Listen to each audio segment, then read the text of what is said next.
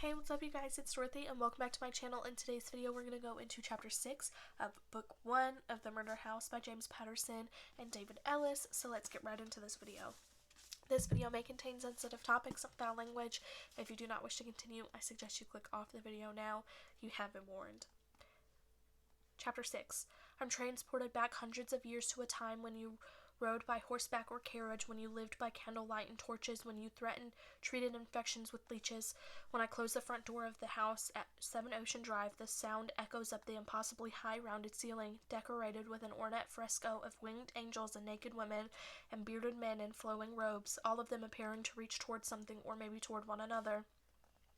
The second anteroom is a chilling and dated at first, with patterned tile floors and more of the arched Old Testament ceilings, antique furniture, gold-framed portraits on the walls of men dressed in ruffled shirts and long coats, wigs of wavy white hair, and sharply angled hats. Formal wear circa 1700. The guy who built this place, the patriarch of the family, a guy named Winston Douglas, apparently didn't have a sense of humor. My heels echoes on the hardwood floor as I enter the airy foyer, rising up 3 stories up to the roof. Every step I take elicites a reaction from this house, fleeting coughs and groans. Hello, I say, like a child might, the sound returning to me faintly. The stairs up to the second floor are winding and predictably creaky. The house continues to call out from parts unseen, aches and hiccups and wheezes, a centuries-old creature drawing long, labored breaths. When I reach the landing, it seizes me again, stealing the air from my lungs, pressing against my chest, blinding me. No, please, please, please stop. High-pitched, childlike squeals, uncontrollable laughter. Please don't do this to me. I grasp the banister so I don't fall back down the stairs. I open my eyes and raise my face, panting for air until my heartbeat finally decelerates. Get a grip, Murphy. I pass through the ornate double doors to the second floor hallway, where the smell greets me immediately. The coppery odor of spilled blood, the overpowering putrid scent of decay.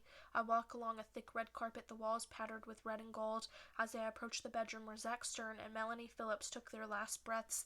I step onto the dark hardwood floor and look around the room. Gold wallpaper is everywhere. Against one wall is a king-sized canopy bed with thick purple curtains and sturdy bedposts.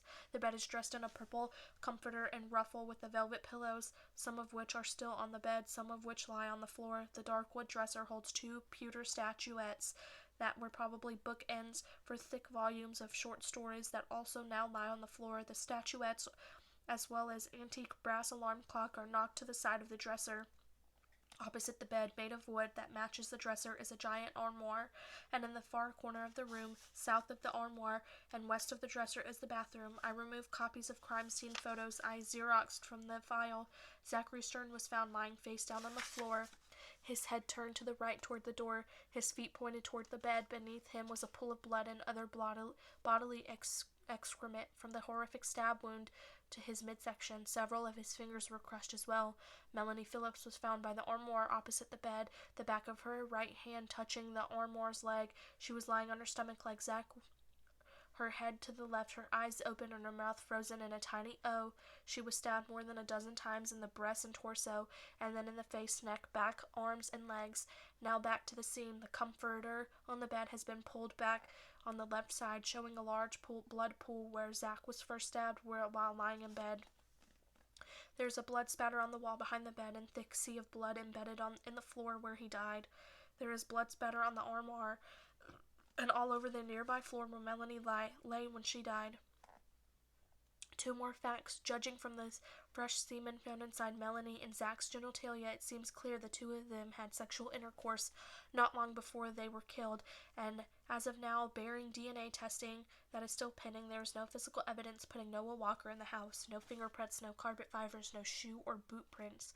And now the theory the STPD and the district attorney are running with: Noah was obsessed with Melanie. He somehow learned of her affair with Zach and followed her here.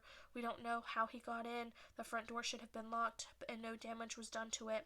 In any event, he lay in wait until they had completed their sexual intercourse, when they were relaxed with their guards down, to spring into the room. Noah surprised Zach in bed, plunging his knife into Zach's chest and dragging the blade downward, causing a vertical cut on the roughly 5 inches, tearing open the esophagus and stomach.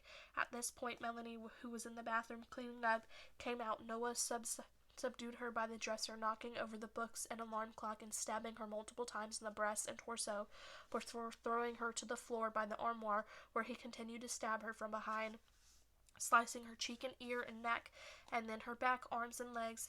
He then returned to Zach and threw him out of the bed and onto the floor, stomping on and crushing some of Zach's fingers in a blind rage.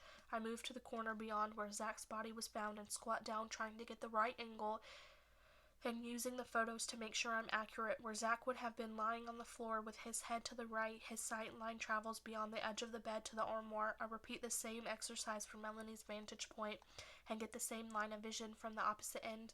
I removed my compact from my purse and squat down by the leg of the armoire that Melanie's right hand touched.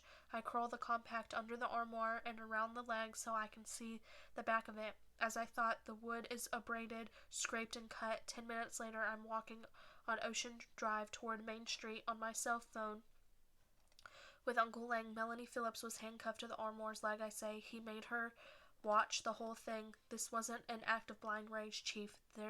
This was a calculated, well-executed act of sadism. That is the end of this chapter. I will see you guys in the next video. Bye.